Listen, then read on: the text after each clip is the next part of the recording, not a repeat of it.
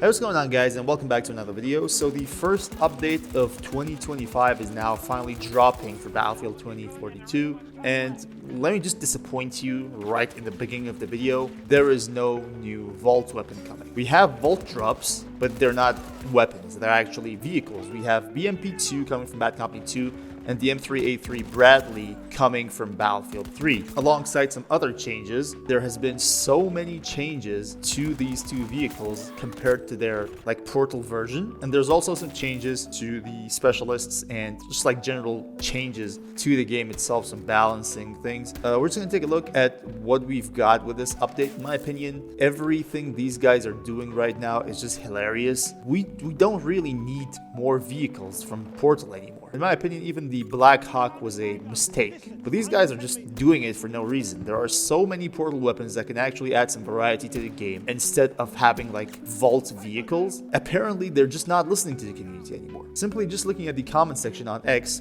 former Twitter, you find a lot of people asking for vault weapons, and nobody even talks about these vehicles. Nobody. That's because people don't really want them. At least that's my conclusion. You guys gotta go down in the comment section and let me know. Just let me know, do you want vault weapons or vault vehicles? Simple as that. And just tell me if you agree with getting all these new vault vehicles with little to no vault weapons. Just let me know that. But let's just get into the changelog and see what we've got. Our first update of the year marks the arrival of more vault drops, with the M3A3 Bradley and the BMP2 arriving to All-Out Warfare, setting the stage for more ways to tackle the battlefield with these versatile fighting machines. Update 8.4 also delivers several gameplay changes and bug fixes with a specific focus towards vehicles. Jumping to the M3A3 Bradley and the BMP2, two fan-favorite war machines originating from Bad Company 2 and Battlefield 3, remade for Battlefield 2042. Each of these infantry fighting vehicles will be a supreme resource for skilled no-pats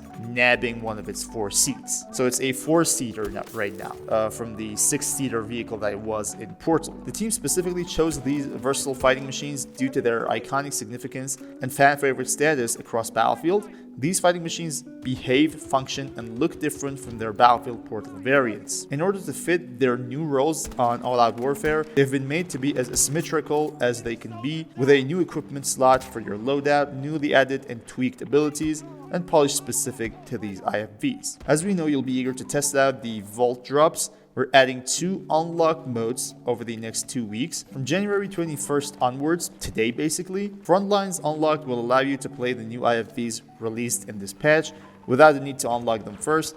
Additionally, the M3A3 Bradley and the BMP2 will be available on all objectives, not just the final ones. And switching over on January 28th, Conquest Unlocked allows for the same freedom to all players, as well as access to light transport and attack helicopters. This way, you'll be able to get into the action right away and try out both IFVs before unlocking them yourself. And apparently, with playing these events, you're gonna get ribbons, and those ribbons will unlock the vehicles eventually. So that's how you unlock them. Now let's take a look at the changes that were applied to these vehicles. Both vehicles are now using a 4-seat configuration down from 6 in order to better fit them in the category that they are set in. IFV's armor-piercing shell now penetrates the dozer shield. The primary cannon of the IFV's velocity increased by 10%, and we've got an increased damage of armor-piercing shell versus soldier body.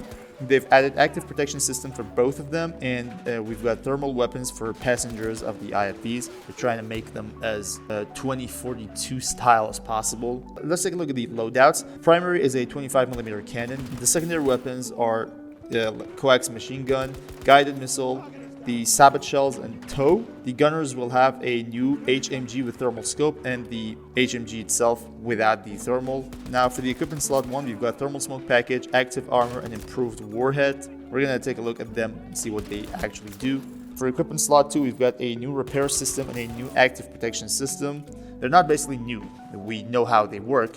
They're just new to these vehicles, okay? And for equipment slot 3, we've got a stealth package, quick reload, maintenance, and proxy scan. But now let's take a look at this improved warhead and see what it is. When you activate this improved warhead, you deal 25% more damage on impact and blast damage. However, the vehicle armor will be compromised when using this ability and will take more damage than usual. So you deal more damage and receive more damage when you activate the improved warhead. The stealth package, it hides the vehicle from most spotting attempts. It hides the vehicle from thermal optics, and it takes a lot longer time for the lock-on weapons to actually be able to get a lock-on. So that's what it does basically. And let's take a look at the other changes that were applied to these vehicles. We've got increased impact damage of primary cannon from 32 in Portal to 48 in All-Out Warfare now. Improved mobility on both IFBs. It should now be easier to move from standstill position and turning at various speeds. And added new minimap and in-world icon for the IFBs as well. There's an improvement to suspension for all the vehicles, not only these two, and like other driving simulations, to help lessen the frequency of getting stuck to other objects in the world. An issue with the straw not getting resupplied when revived by Irish, which is something completely ridiculous. I don't know how these guys come up with making these bugs, but at least they fixed them eventually. And finally, vehicle disabled XP now tells you which part of the vehicle was disabled, which is great. Now you know exactly what part you've disabled and how things work when vehicles get disabled, because it was basically a big question mark even for myself. What it's like when a vehicle gets disabled. It can't move anymore.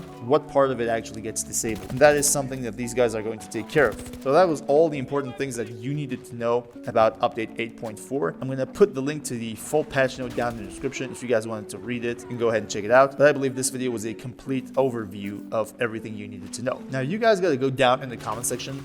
Just let me know, what do you think about having vault vehicles instead of having the remaining vault weapons? And what do you really think adds more variety to the game, like the vehicles or the weapons? Considering all the comments that I've seen, people really want more vault weapons instead of vault vehicles. That's just what I've seen, but I want you guys to let me know what you believe, and that's going to be it. Hope this video was helpful and hope you guys enjoyed, and thank you for watching, guys. Until next time, stay cool.